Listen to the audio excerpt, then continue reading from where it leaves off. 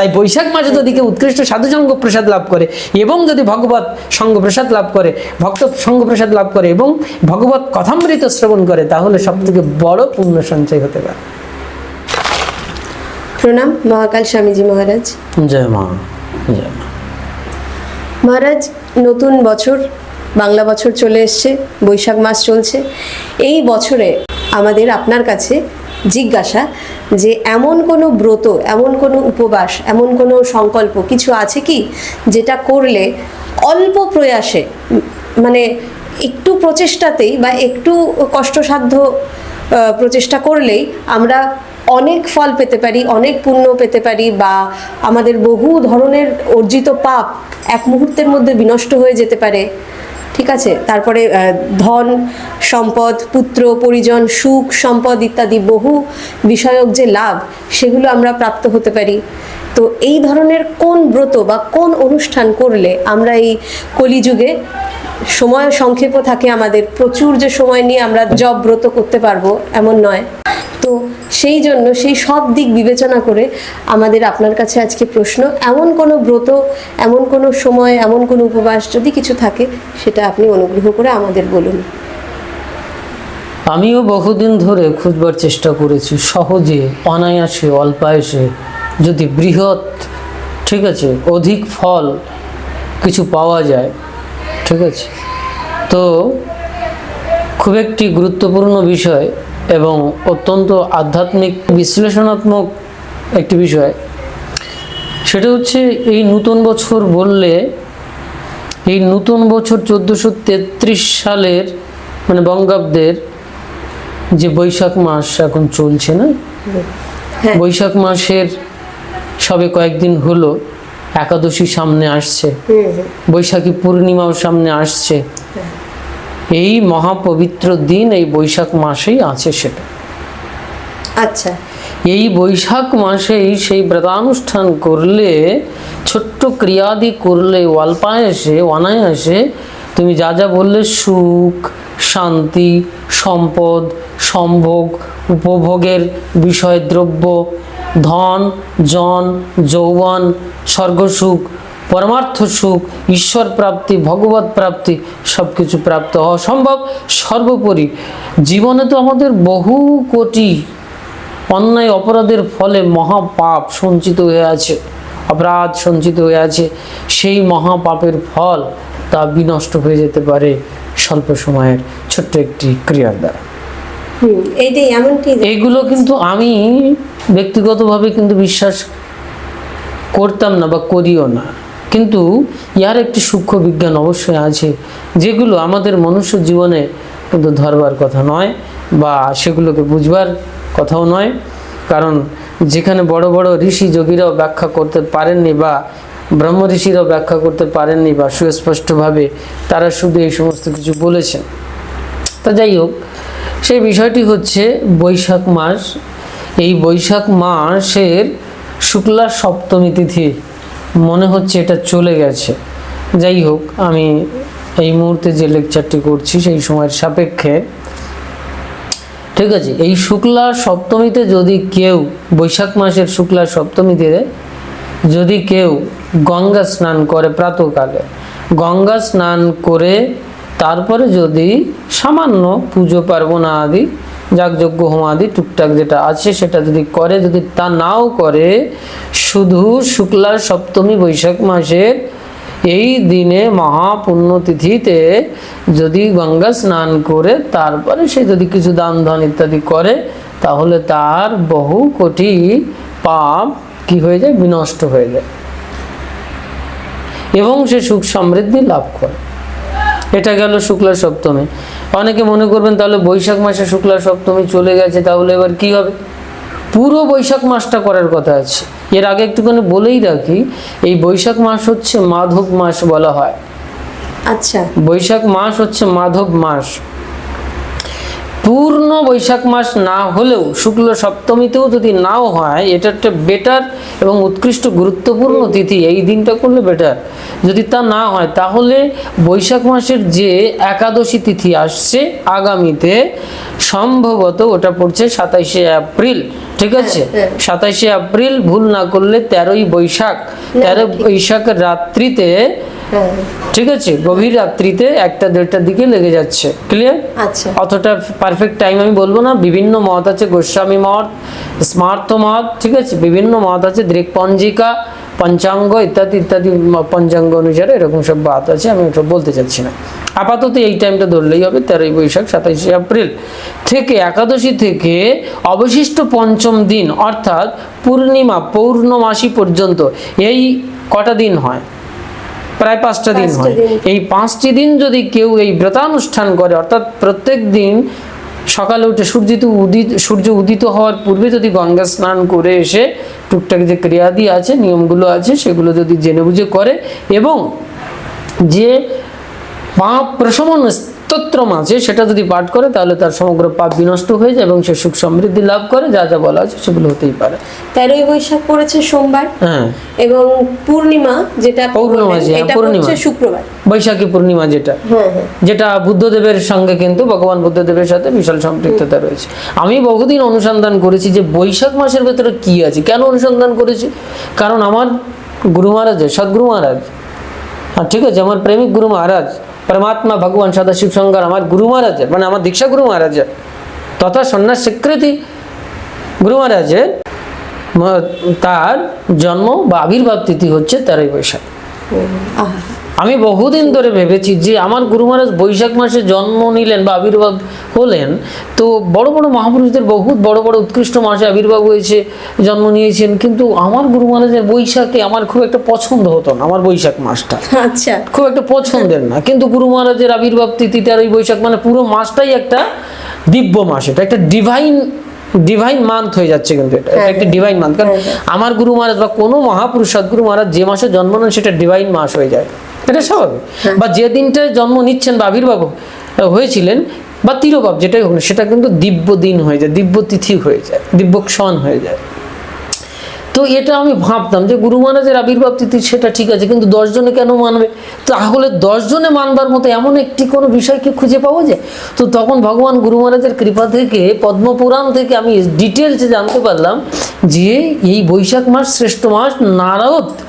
নারদ মহর্ষি অম্বরীশ রাজাকে বলছে যে শ্রেষ্ঠ মাস শুধু নয়, এটাকে মাধব মাসও বলা হয়। আচ্ছা, বৈশাখ মাসকে মাধব মাস বলা হয়, শ্রীহরির মাস বলা হয়। সব থেকে প্রিয় মাস মাধব বা শ্রীকৃষ্ণ বা নারায়ণের, সেটা হচ্ছে বৈশাখ। বুঝতে পেরেছি। এই বৈশাখ মাসেই হচ্ছে সব থেকে অনায়াসে গঙ্গা স্নান করে পুণ্য সঞ্চয় লাভ করা যায় এবং ধন সম্পত্তি যা কিছু আছে এবং সমগ্র যে বিষয়বস্তু যা কিছু তা লাভ করা যায় এবং পাপ থেকে পরিত্রাণ পাওয়া যায়। এবার এই বিষয় নিয়ে এখন দেখো, এবার অনেকে বলবেন যে শুধু গঙ্গা স্নান করলেই যদি সব উদ্ধার হয়ে যেত, তাহলে তো জগতের সবাই উদ্ধার হয়ে যেত। গঙ্গা জলের ভেতরে অনেক প্রাণী কীট জীবাণু আছে, তারা উদ্ধার হয়ে যেত, তাই না? এই বিষয় নিয়েও কিন্তু অম্বরীশ রাজা প্রশ্ন করেছিলেন। এবং আরো একটা কথা যেটা মহারাজ জিজ্ঞাস্য আমার, এই যে এতদিন ধরে এত প্রচেষ্টা করেও যেই ফল হচ্ছে না, সেটা কি শুধু বৈশাখ মাসের ওই কয়েকটা দিন, এই বিশেষ বিশেষ দিনগুলো বা বৈশাখ মাসে করলেই কি শুধু আমরা পেয়ে যাব? হ্যাঁ, এটা কিন্তু শাস্ত্র স্বীকার করেছে, মহর্ষি নারদ এটা বুঝিয়েছেন। আমি এখানে একটু বলেই রাখি, ঘটনাটি হচ্ছে যে সুত ঋষিকে জিজ্ঞাসা করেছেন মহর্ষিগণ, অন্যান্য ঋষিগণ, বিষ্ণুর মাহাত্ম্য সম্পর্কে জানতে চেয়েছেন, কৃষ্ণের সম্পর্কে জানতে চেয়েছেন। তখন এই ঘটনাক্রমে আলোচনা করতে গিয়ে এই ঘটনাটা উঠিয়ে নিয়ে এসেছেন বৈশাখ মাসের, বিশেষ করে যে বহু যাগ যজ্ঞ তপ ব্রত অনুষ্ঠান ইত্যাদি আছে, বিভিন্ন প্রকারের ভক্তি মার্গীয় রাস্তা রয়েছে, আধ্যাত্মিক ভক্তি, যৌগিক ভক্তি, ঠিক আছে, এরকম বিভিন্ন ভক্তি, লৌকিক ভক্তি, এরকম বিভিন্ন ভক্তি আছে। তো সেই সমস্ত বিচার বিশ্লেষণ করতে গিয়ে নারদ ঋষি এই আলোচনাটা করছেন। নারদ একদিন মথুরাতে গিয়েছিল, গমন করেছিল, সেখানে গিয়ে অম্বরীশ রাজাকে দর্শন করলেন। অম্বরীশ রাজার সাথে দর্শন হওয়ার পরে অম্বরীশ রাজা ওখানে একটি সুন্দর প্রবচন দিয়েছেন, সুন্দর একটি কথা বলেছেন সাধু সঙ্গ। এবার এখানে একটি ব্যাপার আছে, অম্বরীশ রাজা বলছেন যে বহু কোটি জন্ম তপস্যার ফলে বা যাই হোক যে কোনো সৌভাগ্যে হোক সাধু সঙ্গটা হয়, আর সাধু সঙ্গ প্রসাদ লাভ করলে তার কাছ থেকে অনেক কিছু প্রাপ্ত হওয়া যায়। তা আপনি কৃপাপূর্বক আমাকে এমন কিছু বলুন মানে কৃষ্ণ সম্পর্কে, যেখানে বৈদিক ঋষিরা, বিদ্বান বৈদিক ঋষিরা পরম ব্রহ্মকে, নিষ্ক্রিয় পরম ব্রহ্মকে, ঠিক আছে, নির্গুণ আকারে তপস্যা করছেন। তিনি কি নারায়ণ? তিনি কি কৃষ্ণ? আমি জানি তিনি কৃষ্ণ পরম ব্রহ্ম, তিনি যাকে বৈদিক ঋষিরা এইভাবে তপস্যা করেছেন। আমি সেই কৃষ্ণ সম্পর্কে জানতে চাই, ঠিক আছে, আরও অনেক অনেক কিছু জানতে চাই, তাকে কিভাবে লাভ করা যাবে, তাকে কিভাবে ধ্যান করা যায়, ইত্যাদি ইত্যাদি। তখন ওই প্রসঙ্গ বর্ণনা করতে গিয়ে এবার বৈশাখ মাসের এই ছোট্ট একটু ব্রত কথা উঠে এসছে। আচ্ছা, সেখানে এটা এইভাবে তিনি বলে যাচ্ছেন। তো অম্বরীশ রাজা জিজ্ঞেস করেছিলেন বা প্রশ্ন করেছিলেন বা তর্ক করেছিলেন, এটা সহজ কথায়, নারদ যে মুনির কাছে অম্বরীশ রাজা নারদ মুনিকে জিজ্ঞাসা করেছিলেন যে আপনি তো বললেন অনায়াসে এই জিনিসগুলো হতে পারে, গঙ্গা স্নান করলে হতে পারে, এবং সহজ করে আরেকটি বিষয় আছে, শুধু গঙ্গা স্নান না, নর্মদা স্নানের কথা উঠে এসছে। যদি গঙ্গা, যমুনা, নর্মদা, তিন নদীর কথা বলা হয়েছে, যদি এই তিনটে নদী নাও হয়, সাধারণ সরোবর, সাধারণ পুকুর, সাধারণ কোনো পুষ্করে, যে কোনো জায়গায় সে যদি গঙ্গা নাম নিয়ে, বিষ্ণুর নাম নিয়ে যদি স্নান করে এবং তারপরে এই ক্রিয়াদি করে, তাহলে তার পূর্ণ লাভ হয়। এই বিষয়গুলো উঠে এসছে। এবং যদি দেখা যায় যে গঙ্গা যমুনা কোনোটাই নেই, তাহলে কি করবে? এত যোজন দূরে, এত দূরে রয়েছে, সে স্নান করতে পারছে না, তাহলে সে কি করবে? তাহলে সে যদি মনে মনে গঙ্গা নামটা উচ্চারণ করে স্নান করে, ঠিক আছে, যে অবস্থায় যেখানে আছে, বা শুধু গঙ্গা নামটা যদি স্মরণ করে ওই সময় দিনে, তাতেও তার সেই পুণ্যফল সঞ্চিত হতে পারে, ঠিক আছে। মানে শুধু গঙ্গা নাম নিলেই হবে, স্মরণ করলেই হ্যাঁ, এটা বাস্তব। তাতেই পুণ্য। এইবারে অনেকে বলবেন যে এটা পৌরাণিক, শুধু এটা গল্প মাত্র, এছাড়া আর কিছু নেই। না, আমার মতো নাস্তিক লোক আমি জানি না, আমি কিন্তু প্রচণ্ড নাস্তিকবাদের মানসিকতার ভেতর দিয়ে চলে, হয়তো আমি ঈশ্বরীয় কথা বলছি সন্ন্যাসের জায়গা থেকে, এটা বাস্তব, কিন্তু আমি প্রচণ্ড বাস্তবমুখী বা প্রচণ্ড বৈজ্ঞানিক চিন্তাভাবনা নিয়ে চলার চেষ্টা করি, ঠিক আছে। কুসংস্কারাচ্ছন্ন মতবাদে আমি বিশ্বাসী না, কিন্তু আমি দেখলাম যে আমি যা জানি না তা সৃষ্টিতে হয় না, এটা কিন্তু বিজ্ঞান নয়। যা আমার জানার বাইরে, তোমার জানার বাইরে, বা বিজ্ঞান বা বিজ্ঞানীরা যেটা জানতে পারেনি, তার মানে সৃষ্টিতে সেটা নেই, সেটা অস্বীকৃত হবে, এটা হয় না। এটা হয় না, হয় না, ঠিক, এটা হয় না, কারণ বিজ্ঞানে বহু ভুল প্রমাণিত হয়েছে।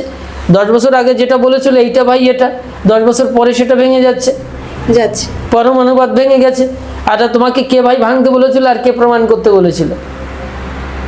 যেদিন পরমাণুবাদ নিয়ে প্রথম আসলো, তখন তো সবাই ধেই ধেই করে নেচেছিল, বাবা এটাই চরম সত্য। সেই বিজ্ঞানীরাই আবার 10 বছর, 20 বছর, 27 বছর, 100 বছর পরে এসে আবার ভেঙে দিল না? জন ডাল্টন, হ্যাঁ, জন ডাল্টনের পরমাণুবাদ, জন ডাল্টনের পরমাণুবাদ। তাই এই যে একটা সময় জীব এবং জড় স্বীকার করতো, আবার সেই বিজ্ঞান এসে বলছে ভাই জড় বলে কিছু হয় না, সবই চেতন সত্তার প্রকাশ। এবার চেতন মানে কি, সেই বিষয়গুলো অনুপরমাণু অনেক ধরনের ব্যাপার রয়েছে। তাহলে আমরা যদি সেইভাবে দেখি, তাহলে দেখা যাবে যে চরম সত্য পৌরাণিক কাহিনীর ভেতরে গল্প আকারে থাকলো, এর ভেতরে উৎকৃষ্ট বিজ্ঞান আছে যেগুলো আমাদের জানার বাইরে। যখন অম্বরীশ রাজা জিজ্ঞেস করছেন বা বলছেন যে মহর্ষি নারদ এটা কি করে হয়, অল্পায়াসে কি করে অধিক ফল প্রাপ্ত হওয়া যেতে পারে, কি করে অধিক পুণ্য সঞ্চয় করা যেতে পারে, তা বলছে দেখো অধিক পরিশ্রমে যে তোমার পুণ্য সঞ্চয় হবে এরকম কিছুই কিন্তু সঙ্গত নয়। তাহলে কৃষকরা প্রচন্ড পরিশ্রম করে, তাহলে তারাই সব থেকে বেশি পুণ্য লাভ করতেন, সেটা তো হচ্ছে মহৎ অল্পতেই মহৎ হয়ে যেতে পারে, আবার মহৎ অল্পের কারণে বিনষ্ট হয়ে যেতে পারে। বলছে এটা এমন এক কর্মরহস্য, এমন এক মানে ক্রিয়া, জগৎ ব্রহ্মাণ্ড ঈশ্বরের সৃষ্টি, পরম ব্রহ্মের সৃষ্টি, এর কোনো আদি অন্ত নেই, এর বিজ্ঞান ব্যাখ্যা দিয়ে এর কোনো ঠাউর খুঁজে পাওয়া যায় না। কেন হচ্ছে, কি কারণে হচ্ছে, এগুলো পরম ব্রহ্মদেব জানেন একমাত্র, ঠিক আছে। আমি ব্রহ্মদেবের কাছ থেকে শ্রবণ করেছি, শুনেছি, এটা তোমাকে বললাম, কিন্তু এটা যে অসঙ্গত এটা না। কারণ ঈশ্বরের যে সৃষ্টি লীলা, পরা প্রকৃতির যে সৃষ্টি লীলার যে এর ভেতরে কারণ কার্য সম্পর্ক, এর যে কি বিষয়বস্তু এ ব্যাখ্যা করা বড় দুরূহ। নারদ ঋষি এটা বলছেন, তার মানে মহারাজ এবং তারপরে গিয়েও ইহার আরো অনেক নিগুড়, একেবারেই গঙ্গা স্নান করলেই যে সব শেষ হয়ে যাবে এখানে না, এর আরো অনেক জিনিস আছে। ছোট্ট একটি এর ভিতরে একটা গল্প রয়েছে নর্মদা স্নান রহস্য নিয়ে। যারা এই বৈশাখ মাসে না, এই জন্য দেখবে আমাদের কিন্তু অনেকেই এই বৈশাখ মাসে জল দান করে না, বৈশাখ মাস পড়লে তো জল দান করে, তুলসী গাছে তুলসী বৃক্ষেও জলদান তা করে। হ্যাঁ, তো এই বৈশাখ মাসে কেউ যদি জল দান করে, অন্ন বস্ত্র আদি দান করে, যাগ করে, যজ্ঞ করে, ঠিক আছে, স্নান করে, তর্পণ আদি করে, তাহলে সবকিছুতেই একটি অক্ষত ফল লাভ করবে। এটা বাস্তব সম্মত। এই জন্য এটাকে মাধব মাস এবং শ্রেষ্ঠ মাস বলে, অন্যান্য মাসের থেকেও এটাকে শ্রেষ্ঠ মাস বলে আখ্যা দিয়েছেন পদ্মপুরাণে নারদের সিদ্ধান্ত অনুসারে, যেটা উঠে এসেছে আমরা জানতে পারছি। তাই ওই নর্মদায় কিনারে একজন মুনি শর্মা বলে বিখ্যাত মহর্ষি ওখানে বসেছিলেন।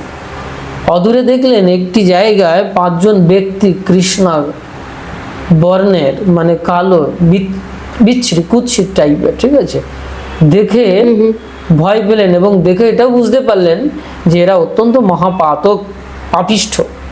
কাছাকাছি গেলেন, তারপরে ওরা নিজেরাই কথোপকথন করছে। তারপরে ঋষি মহর্ষিকে, এই মুনি শর্মা ঋষিকে দর্শন করে ওর ভেতরে যে প্রাজ্ঞ যে ছিল, মানে বড় যে ছিল, হ্যাঁ, ঠিক আছে, ওর নাম হচ্ছে নরবাহন না কি যেন একটি নাম, ওই 3 জনের মধ্যে না 5 জন, সরি 5 জন হচ্ছে নরবাহন। ওখানে দেখেই মুনিবরকে দেখে বললেন, মুনিবর আমরা মহাপাতক, আমি ব্রাহ্মণকে হত্যা করেছি, ও একজন ব্রাহ্মণকে হত্যা করেছে, ও তৃতীয় জন ও গুরুকে হত্যা করেছে, চতুর্থ জন সে গুরুকে শুধু হত্যা করেনি, সে গুরু মাতার সাথে পর্যন্ত মানে শারীরিক সম্পর্কে লিপ্ত হয়েছে, তারপরে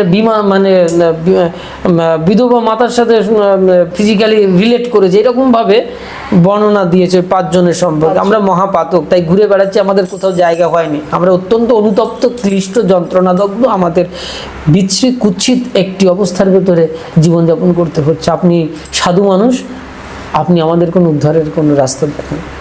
তখন বলেছে, অতি উত্তম, তোমাদের আকুলতা, ব্যাকুলতা আর অনুতপ্ততা দেখে বোঝা যাচ্ছে যে তোমরা সত্যি সত্যি মুক্তির রাস্তা খুঁজতে চাইছো। সেইভাবে ওই সময় বললেন, তাহলে শোনো, ঠিক আছে, এই বৈশাখ মাসের এই পুণ্যতিথিতে যদি তোমরা নর্মদা স্নান করো, তাহলে তোমাদের সব পাপ ধুয়ে যাবে। তারপরে ওই ওদেরকে নিয়ে, ঠিক আছে, ওই নরবাহন, চন্দ্র শর্মা, এই শর্মা, ওরা এই 5 জন ছিল, ওদেরকে নিয়ে গিয়ে একই সঙ্গে মুনি, ওখানে কিন্তু প্রকট অম্বরীশ রাজা দেখো কার কাছ থেকে জ্ঞান লাভ করছে, ব্রাহ্মণের কাছ থেকে, নারদ ব্রাহ্মণ, ব্রহ্মজ্ঞ পুরুষের কাছ থেকে, অর্থাৎ সাধু সঙ্গ। এখানে অম্বরীশ বারবার একটি কথা বলেছে, এই বৈশাখ মাসে দেখো তুমি তো গঙ্গা স্নান করবে, ইত্যাদি ইত্যাদি করবে, এখানে শুনছো বেশ, এটাও একটা সাধু সঙ্গ, কায়িক, মানসিক, বাচিক বিভিন্ন সঙ্গ প্রসাদ লাভ করা যায়। তা ওই যে 5 জন মহাপাতক, ওরা কিন্তু ডাইরেক্ট একজন উৎকৃষ্ট মহাপ্রাজ্ঞ বিদ্বান মহর্ষির সাথে, মানে সাধুর সাথে সঙ্গ প্রসাদ লাভ করলো প্রথম, তার নির্দেশে গিয়ে স্নান করছে। তার মানে প্রথমে সাধু সঙ্গের কথা উঠে আসছে। তা উৎকৃষ্ট একজন ব্রাহ্মণের সঙ্গ প্রসাদ লাভ করতে হবে। এইখানে বৈশাখ মাসের এইখানে বলছে, এই পুণ্যতিথিতে গঙ্গা স্নান করে ব্রাহ্মণকে যদি কেউ দান করে, তাহলে সেটা অক্ষত হয়ে যাবে। এবং ব্রাহ্মণকে দান করতে, ব্রাহ্মণকে উপেক্ষা করা চলবে না। এখানে ব্রাহ্মণ মানে হচ্ছে ব্রহ্মজ্ঞ পুরুষ বা উৎকৃষ্ট সাধু সজ্জন ব্যক্তিকে তোমাকে দান করতে হবে বা তার সঙ্গ প্রসাদ লাভ করতে হবে, তাহলে তোমার আরও পুণ্য প্রাপ্তি হবে, সব কিছু ধুয়ে মুছে যাবে, মানে পাপ আদি। তাই এখানে ওই 5 জন ওরা গিয়ে কি করলো, ওরা স্নান করলো এবং সঙ্গে সঙ্গে ওদের যে কৃষ্ণবর্ণ কুৎসিত বিশ্রী রূপ ছিল, নর্মদা কিন্তু আজও জাগ্রত, এটা কিন্তু কেউ অস্বীকার করতে পারবে না, আজও জাগ্রত। অল্পতেই নর্মদা মায়ের কৃপা লাভ করা যায়, ভগবান গুরু মহারাজের কৃপা থেকে, ভগবান শিব শঙ্করের কৃপা থেকে এবং জগন্মাতা নর্মদা মাইয়ার কৃপা থেকে, রেবা মাইয়ার কৃপা থেকে কিন্তু এটা আমি কিঞ্চিত জানতে পেরেছিলাম যে কি আছে নর্মদা মায়ের কাছে। অমরকণ্টকে বিশেষ করে যখন আমরা তো অবশ্যই ওখানে ছিলাম, ঠিক আছে, নর্মদা একেবারে নর্মদার উৎস স্থান, মানে মারাত্মক সাংঘাতিক পবিত্র জায়গা। তা জীবন দশা অন্তত একবার নর্মদা স্নান করতে হবে। এই গল্পটা হ্যাঁ, এটা বলবো। আর আমি এর ডিটেল যে বৈশাখের যে বিষয়গুলো, বৈশাখ মাসের যে বিষয়, সেটা ডিটেলসে আমি একেবারে তুলে ধরবো। কি দান করলে কি হবে, কিভাবে পুজো পাঠ করতে হবে, কিভাবে যাগযজ্ঞ করতে হবে, সব ডিটেলস আমি একটা সময় বলবো, ঠিক আছে। তা ওইখানে স্নান করলো, সঙ্গে সঙ্গে ওদের যে কৃষ্ণকায় শরীর, মানে একেবারে বিদ্যুৎ বর্ণা হয়ে গেল, মানে রূপ ঐশ্বর্য খুলে গেল এবং ওরা প্রশান্তি লাভ করলো এবং ঋষি ওখানে বললেন যে এইবার তোমাদের যে পাপ প্রশমন মানে এই স্তোত্রমটা তোমাদেরকে এখান থেকে পাঠ করতে হবে। তা যারা এই গঙ্গা স্নান করে এই স্তোত্রমটা পাঠ করবে এই আচ্ছা। একাদশী থেকে এই 5 দিন পূর্ণমাসী পূর্ণিমা পর্যন্ত, যদি বা বৈশাখ মাসে যদি কেউ গঙ্গা স্নান করে বা নর্মদা স্নান করে, যমুনা স্নান করে বা মহাপবিত্র কোনো নদী মহানদী স্নান করে সে যদি এই স্তোত্রমটা পাঠ করে তাহলে তার সমস্ত পাপ ধুয়ে মুছে যায়। কোন এটা বাস্তব স্তোত্রম সত্য। মহারাজ? ওই যে ওটা আছে, ওটা পদ্মপুরাণে আছে, সে তো বিশাল বড় স্তোত্রম। ওটার সময় হলে একদিন বলবো, সেটা খুঁজে দেখতে হবে। তাও মানে যারা জানতে চাইছে তাদেরকে খুঁজতে হবে, এখানে তো ডিটেলস এখন বলা সম্ভব না। তাই ওই আমি দেখলাম, আমার তো অনেক সৌভাগ্য যে এই 1433 বঙ্গাব্দে এই বৈশাখ মাসের 13ই বৈশাখ একাদশী তিথি পড়েছে। আবার এই মাধব মাস, শ্রেষ্ঠ মাস বৈশাখ মাসের এই একাদশী 13ই বৈশাখ, যেটা আমার গুরু মহারাজের আবির্ভাব তিথি। কি ধন্য ধন্য আমি, ঠিক আছে। এবং পৌর্ণমাসী পর্যন্ত আমি তো একটা সময় মহাব্রত করেছিলাম, মানে বৈশাখ মাসের গুরু মহারাজের আবির্ভাব তিথি পর্যন্ত বা তার পূর্ণমাসী পর্যন্ত আমি পূর্ণ মানে একেবারে অনশনে ছিলাম। ও এখানে আরেকটি কথা আছে, যারা এই বৈশাখ মাসে পূর্ণ বৈশাখ মাস না হলেও এই বিশেষ তিথিতে, ঠিক আছে, শুক্লা সপ্তমীতে বা একাদশী থেকে পূর্ণমাসী পর্যন্ত এই 5টা দিন যদি কেউ সারাদিন অনশনে থেকে রাত্রি থেকে কিছু অন্ন আদি ভোজন করে যদি এই ব্রত অনুষ্ঠান করে আর প্রত্যেকদিন প্রাতঃকালে উঠে গঙ্গা স্নান করে পবিত্রভাবে তারপর ক্রিয়াদি করে, তাহলে সে সমগ্র পাপ থেকে উদ্ধার হয়ে যেতে পারে, ঠিক আছে, এবং পাপ থেকে পরিত্রাণ পেতে পারে। সঙ্গে সঙ্গে এই যে ধন জন যৌবন সুখ সম্ভোগ সম্পত্তি এবং আলটিমেটলি ভগবত প্রাপ্তি, ভগবানের কৃপা সে লাভ করতে পারে। এবার এর যে অনেকে বলবেন এর কোনো বিজ্ঞানসম্মত ব্যাখ্যা নেই, আমি একটু আজকে বিজ্ঞানের বাইরে গিয়েই বলে গেলাম। এটা সম্পূর্ণ একটি সত্তাগত আস্থা এবং বিশ্বাসের উপরে দাঁড়িয়ে, শুধু বিশ্বাস নয়, এটা ভক্তির উপরে দাঁড়িয়ে। এবং ভক্তি তো সর্বশ্রেষ্ঠ। হৃদয় তোমাকে বলে দেবে ভক্তি কাকে বলে। যখন সত্যিকারের বিশুদ্ধ হৃদয় থেকে ভক্তির এই কথাটি উত্থাপিত হবে না, সেটা অস্বীকৃত নয়, তার ভেতরে অবশ্যই মহাবৈজ্ঞানিক কারণ আছে। সেটা হয়তো আমরা এক্সপ্লেন করছি না, ঠিক আছে, কিন্তু এটার বৈজ্ঞানিক কারণ অবশ্যই আছে। তাই যাদের একেবারে কিছুই করার নেই, তোমার যে বক্তব্য ছিল, একেবারে যাদের কিছুই করার নেই, মহাপাপে আমরা পাপাচ্ছন্ন হয়ে আছি, বৃদ্ধ আবাল বৃদ্ধ বনিতা, ঠিক আছে, তাদের কোনো কিছুই উপায় নেই, তারা অন্তত পক্ষে, আমি বলবো আমার হৃদয় হাত রেখে আমি বলছি, এটা আমার উপলব্ধি, আমার হৃদয় থেকে এটা এসেছে, গুরু মহারাজের কৃপা থেকে আমার হৃদয়ে এই স্পন্দনটা এসেছে, সেইখান থেকে আমি বলছি। সমস্ত বিজ্ঞান, সমস্ত জ্ঞান চেতনা যা কিছু আছে সব দূরে ছেড়ে দিয়ে একমাত্র গুরু মহারাজের ওই ভক্তির স্পন্দন থেকে আমার কাছে আমি এটা এসেছে, আমি সেখান থেকে বলবো।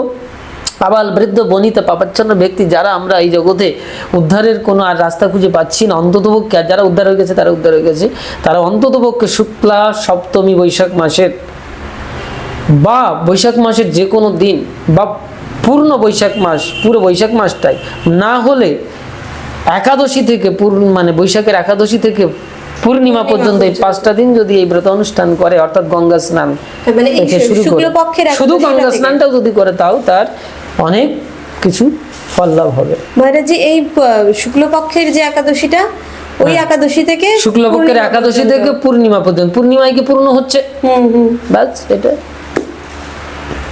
আর সহজ করে হচ্ছে একেবারে চৈত্র সংক্রান্তি থেকে শুরু করতে পারে, কেউ সংকল্প নেবে চৈত্র সংক্রান্তিতে, তারপরে বৈশাখের প্রতিবাদ, হ্যাঁ, ওখান থেকে শুরু হয়ে যাবে একেবারে শেষ পর্যন্ত, পূর্ণিমা পর্যন্ত বা বৈশাখ মাসের শেষ পর্যন্ত, তাহলে তার অনায়াসে মুক্তি অবসম্ভাবী।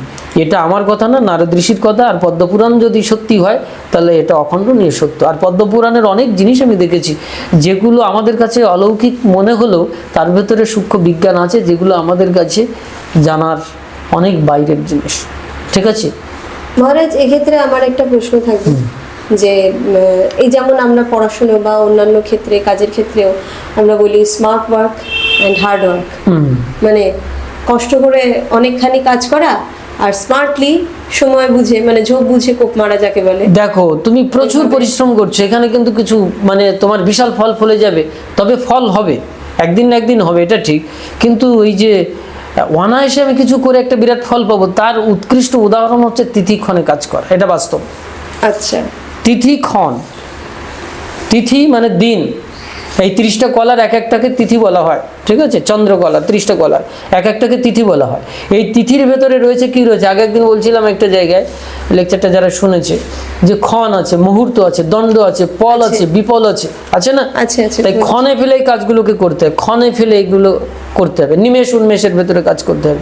সেই তিথির ভেতরে, যেমন এটা হচ্ছে একাদশী তিথি, পূর্ণিমা তিথি, শুক্লা সপ্তমী তিথি, বৈশাখী হচ্ছে প্রতিপদ, অমাবস্যা, এগুলো হচ্ছে তিথি, ঠিক আছে। তারপর মহাশিবরাত্রি, এগুলো মহাপবিত্র তিথি। এই মহাপবিত্র তিথিতে অনন্ত ব্রহ্মাণ্ডের, ঠিক আছে, যে অ্যাটমিক এনার্জিগুলো, যে পাওয়ার অফ প্যাটার্নে, সেগুলো যে কিভাবে কাজ করে, সেগুলো একমাত্র উৎকৃষ্ট মহাযোগী ঋষিগণ ছাড়া কেউ জানে না। এই জন্য ওই তিথি এবং ক্ষণে পেলে যদি কেউ এই ছোট ক্রিয়াগুলো, ব্রতানুষ্ঠানগুলো করে, তাহলে অনায়াসে সেই ফল, বিরাট ফল লাভ করতে পারে। কিন্তু তুমি সারা বছর ধরে কঠোর পরিশ্রম করে যাচ্ছ, কিন্তু তিথিক্ষণে করতে পারছো না, তখন দেখা যাচ্ছে কি তোমার প্রচুর পরিশ্রম করতে হবে, সেই অনুসারে তুমি ফল প্রাপ্ত হতে পারছো না, সেটার জন্য হয়তো দেরি হয়েছে। আমি অনেক লোককে দেখেছি কঠোর পরিশ্রম করছে কিন্তু ফল পাচ্ছে না, কিন্তু একজন, হ্যাঁ, সে অনেক জন্মান্তরের অনেক প্রারব্ধ কর্মসংস্কার ইত্যাদি আছে। অবশ্যমেব ভক্তব্যম কৃতম কর্ম শুভাশুভম, শ্রুতি বলছে কর্ম তুমি যাই করো, ভালো মন্দ, তার ফল তোমাকে ভোগ করতে যাবে, এটাও আবার স্বীকৃত, ঠিক আছে। কিন্তু বলা হচ্ছে যে অনায়াসে আমি অধিক ফল লাভ করব, খুব সহজে আমি কিভাবে মহাপাপ থেকে মুক্ত হতে পারবো, এই যে নানান জিনিসগুলো আছে। কারণ এই যে কোটি কোটি জন্ম ধরে কোটি কোটি পাপ সঞ্চয় হয়ে রয়েছে, সেটা তো উদ্ধার হতে গেলে তো আমার কোটি কোটি জন্ম ধরে শুধু কঠোর তপস্যা করতে হবে, কঠোর তপস্যা। কিন্তু ঈশ্বরের বিধানে এমন এমন কিছু রীতিনীতিতে ফেলে দিয়েছে না, কিছু সিস্টেম অ্যাপ্লাই করেছে, যে সিস্টেমে যদি কেউ জীব এটাকে অ্যাপ্লাই করে দেয়, রিপ্লাই হয়ে যাবে তার কাছে চরম ফল। ঠিক আছে, আমরা এরকম একটা উপলব্ধি বা শুনেছি, যেমন ওই যে দামোদর মাস একটি আছে, ওই সময় মানুষ খুব সব আমাদের পৌরাণিক শাস্ত্র সিদ্ধান্তে যত তিথি ক্ষণ এসেছে না, এগুলো সব পবিত্র। একাদশী, দ্বাদশী, ত্রয়োদশী, চতুর্দশী, ঠিক আছে, অমাবস্যা, পূর্ণিমা, এগুলো সম্পূর্ণ geographically scientific, mentally scientific, physically scientific, scientifically scientific, ঠিক আছে, অ্যাস্ট্রোনমিক্যালি সাইন্টিফিক, এবং মহাজাগতিক সংসারে যে কসমিক যে বিশ্ব জগৎ, সেই বিশ্ব জগতের দৃষ্টিকোণ থেকে যেগুলো আমাদের জানার 96% বিজ্ঞান বলছে ডার্ক ম্যাটার, হ্যাঁ, 96% ডার্ক ম্যাটারটা তোমাকে কে বলেছে? তুমি তার মানে 4% ডার্ক ম্যাটারটাকে জানো?